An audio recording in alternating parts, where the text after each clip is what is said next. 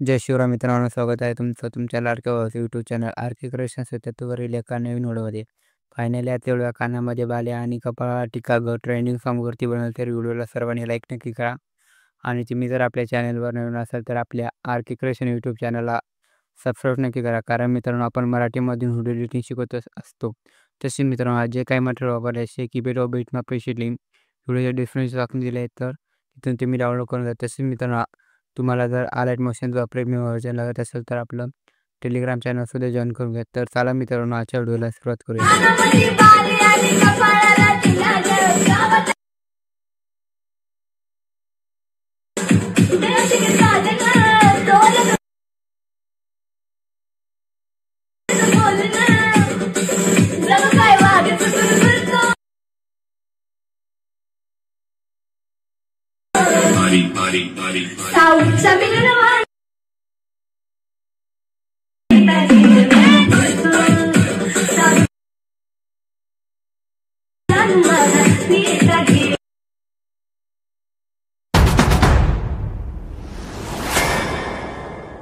तर मित्रांनो, तुम्ही तुमचा अलाइट मशीन ओपन करा.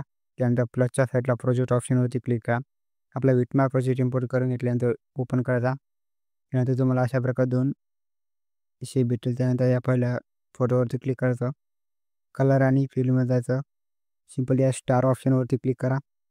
आणि स्टार ऑप्शनवरती क्लिक केल्यानंतर तुम्हाला ज्यांच्या कोणी फोटो पाहिजे असेल तो फोटो ॲड करून घ्या. मी माझा स्वतःचा घेतो. त्यानंतर प्लसवरती क्लिक करायचं कोपऱ्यात. त्यानंतर मित्रांनो, परत आपल्याला रेक्टँगलवरती स्क्रॉल करा. तो वरती स्क्रॉल केल्यानंतर मित्रांनो, प्लसवरती क्लिक करा आणि मीडियामध्ये जा. मीडियामध्ये गेल्यानंतर तुम्हाला एक ओव्हरले व्हिडिओ मिळेल. तो व्हिडिओ द्या. तर तुम्ही हा व्हिडिओ द्या ॲड करून.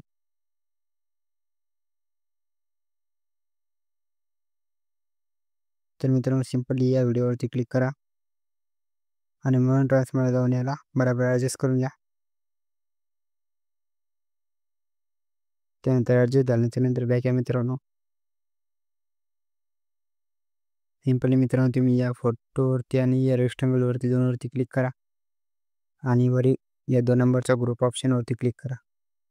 त्यानंतर अशा प्रकारे तुमचा व्हिडिओ बनून जाईल मित्रांनो. म्हणून ट्रान्सफरमध्ये तुमचा फोटो तुम्ही बरोबर ॲडजस्ट करून घ्या.